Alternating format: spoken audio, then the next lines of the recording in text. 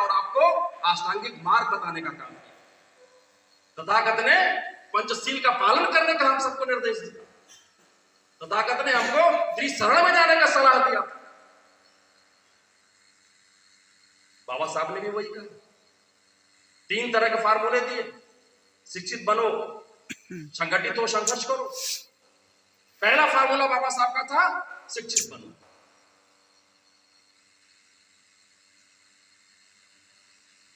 जिन लोगों ने बाबा साहब की बात को माना, अपने बच्चों को तालीम दिया, पढ़ाई लिखाई का मौका दिया, आज कहीं न कहीं उनको समाज में बेहतर तरह से जिंदगी बसर करने का मौका मिल रहा। समाज में जिंदगी सर उठा करके जीने का मौका मिल रहा।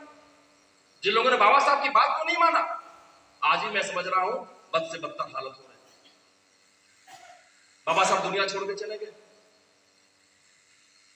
30-35 सालों तक सारा मूवमेंट रुका।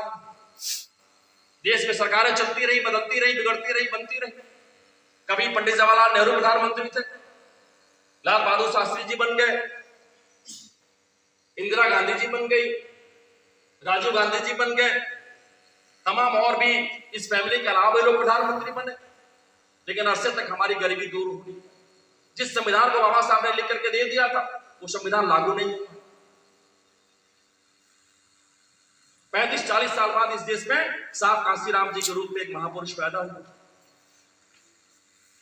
पंजाब के रोपड़ जिले में सिख परिवार में पैदा हुए, पढ़ाई लिखाई हासिल किया। सिख धर्म में पैदा होने के नाते जातियां क्या है, छुआछूत क्या है, पाला नहीं पड़ा था। पढ़ लिख करके जब साहब कांसीराम जी को पूना में रिसर्च सेंटर में वैज्ञानिक के रूप में नौकरी करने का मौका मिला, साहब कांसीराम जी के दफ्तर में दीना भाना साहब में एक थे 4th क्लास के एम्प्लॉय। जब तथागत की बुद्ध की छुट्टियां रद्द कर दी गई, दीना भाना ने एजिटेशन किया, आंदोलन करने का काम किया। वहां की गवर्नमेंट ने उनको सस्पेंड कर दिया। पूरे दफ्तर में जहाज छिड़ गया। साहब कांसीराम जी के कान तक आवाज गई कि कैसा धरना प्रदर्शन हो रहा, कैसी डिमांड हो रही है। साहब कांसीराम जी से दीना भाना साहब की मुलाकात हुई।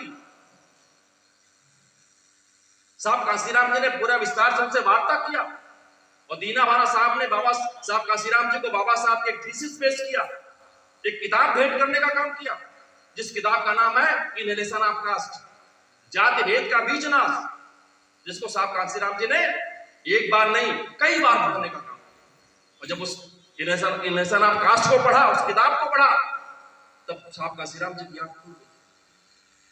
उनको महसूस हुआ कि अगर इस देश में कोई सबसे बड़ी बीमारी है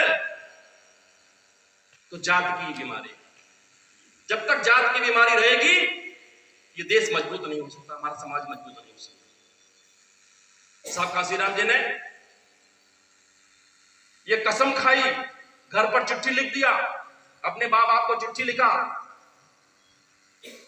चिट्ठी में लिखा, कसम खाई कि मैं अपना घर नहीं बसाऊंगा, घर वापस नहीं जाऊंगा, अपने नाम पर एक पैसे की प्रॉपर्टी इकट्ठा नहीं करूंगा, मेरा कोई बैंक अकाउंट नहीं होगा, और जब तक देश से जातियां खत्म नहीं हो जाती तब तक लगातार मैं इस मूवमेंट को आगे लेके चलने का काम करूंगा। बाबा साहब कांसीराम जी ने नौकरी को त्याग दिया और निकल पड़े। पूरे देश का दौरा किया, तमाम लोगों से संपर्क साधा। साहब कांसीराम जी वैज्ञानिक थे, बड़ी सोच थी। साहब कांसीराम जी को लगा कि देश को आजाद हुए 40 साल हो गए, हमारे तमाम लोग हैं जिनको संविधान के नाते फायदा मिला होगा, पढ़ने लिखने का मौका मिला होगा, छोटी मोटी नौकरियां मिली होगी। साहब कांसीराम जी ने पूरे देश में घूम करके तमाम एम्प्लॉइज लोगों से, तमाम नौकरी पेशा लोगों से संपर्क साधने का काम किया। आपको याद होगा, उन्होंने 1973 में एक परिकल्पना कर लिया था बामसेब की, लेकिन 78 में उन्होंने 6 दिसंबर 1978 को बामसेब नाम का एक संगठन बनाया, जो पढ़े लिखे कर्मचारियों का संगठन है, backward and minority employees community employees federation,